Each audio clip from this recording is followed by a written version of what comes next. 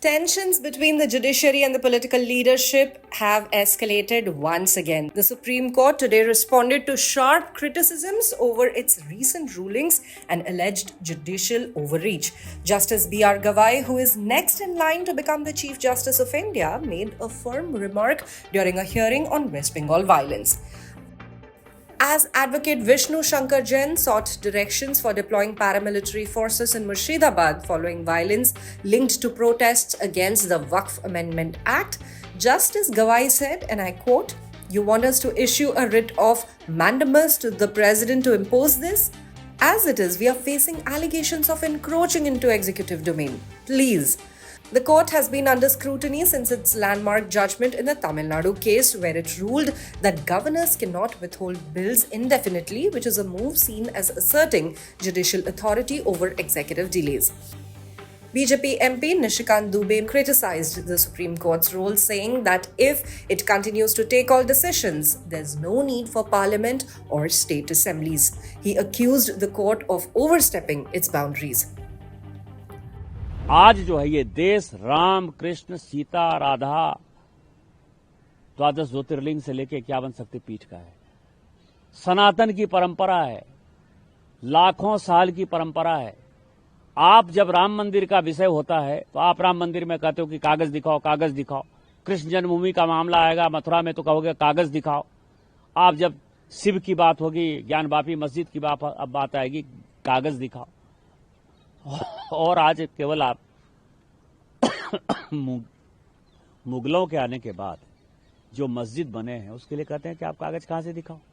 इस देश में धार्मिक युद्ध भड़काने के लिए केवल और केवल सुप्रीम कोर्ट जिम्मेवार है। सुप्रीम कोर्ट का एकमात्र उद्देश्य है, show me the face, will show you the law.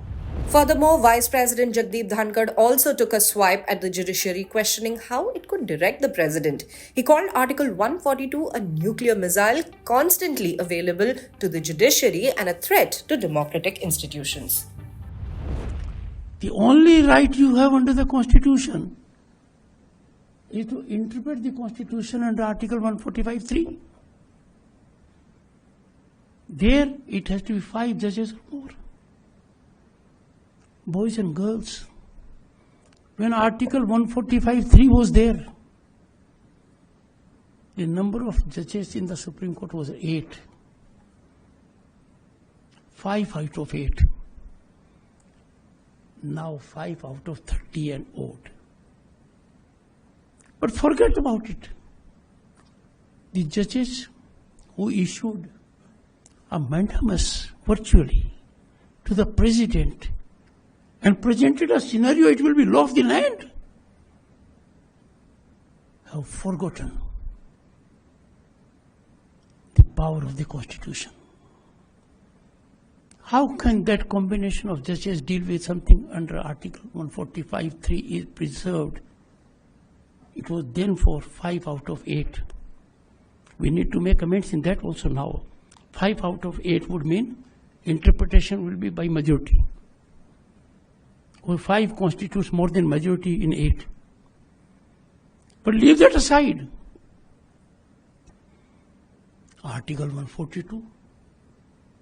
Article 142 has become a nuclear missile against democratic forces.